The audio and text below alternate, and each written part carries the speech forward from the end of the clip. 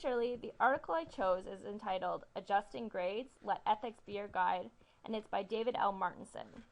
I think the title speaks for itself in the fact that the article centers around using ethical standards when deciding whether a student's grade can legitimately be altered. It raises many key points. The most important, I think, are listed here. First, the decision you make either way must be universalizable. In other words, what you do for one student, you have to be willing to do for all of your students. If you are contemplating adjusting a student's grade, it makes reference to 3 justifications one should consider. You should first check with your own conscience. If this is satisfied, you should consult with your colleagues and administration.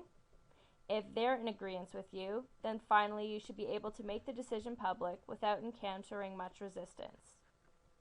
In the end, if you do decide to alter a grade, there are 4 non-negotiables the article says you should follow. They are: don't shortchange a student or give them a lower grade than what they've quote-unquote earned.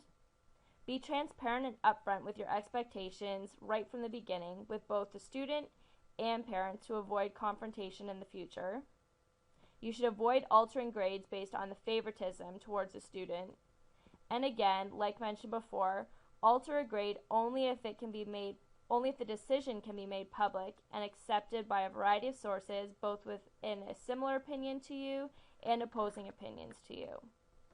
Overall, I think the message was that alphabetical or numerical grades are not the absolute educational end, but are only good indicators of student achievement. This led nicely into how it correlates with the ministry's Growing Success document. The first reference I had was useful because last night, coincidentally, my mom saw the title of the article I was doing and was appalled. She immediately said, "Adjusting grades? They're not allowed to do that, are they?" I immediately pulled up the Growing Success document that I had seen earlier that day and showed her this quote: that professional judgment is absolutely at the heart of assessment and evaluation. Most people balk at this idea at first, then perhaps when explained they begin to see the light a bit.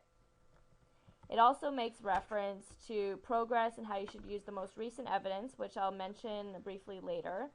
And then it also cites professional judgment coming into play in regards to missed and late assignments, giving the teacher a chance to avoid giving the student an automatic 0. Teachers can use some professional judgment when dealing with this situation. There are plenty of situations I anticipate encountering as a teacher candidate. We must take precaution when assigning grades because what if the student cheated, or what if they took an educated guess and just happened to get it right? We must consider that grades may not be an accurate representation of a student's knowledge. I know I have been too afraid to ask at some times, and my mark on that assignment had reflected that, but that mark specifically did not reflect my overall achievement. Suffice to say that there are many factors that can affect how a student performs, all of which could be taken into account by teachers when deducing a grade. Some of the most important ones I believe are represented here. In the pie chart, I represented them in equal proportions because I don't think it's up to us to place a greater importance on any one of these circumstances. A student's personal life could be affecting their academic success. Problems at home or with friends could lead to failure in the class. If a student is not engaged in the material, it may show in their marks. On the flip side, a student may show extreme enthusiasm for a subject but not excel on assignments. A teacher may want to consider this and how well a student participates in class when adjusting a grade. I think this is reminiscent of our professionalism mark in our classes here at UOIT. It speaks to our attitude towards the classes and therefore should be taken into consideration for our mark in each class. Also, if a student attends extra help and makes the effort to achieve success but numerically doesn't, then a teacher has the right to take this into consideration also.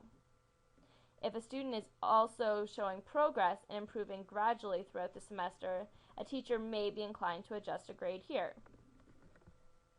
In conclusion, we must try and escape the one-sided view that there's only one right way, and that's rigidly legalistic and formula-driven grading system that currently exists. We must merge this system with one that does incorporate professional judgment if we truly want to get an accurate representation of student achievement. Here's my 2 references that I used, and I hope you have a good time listening to the other presentations, Shirley. Thank you.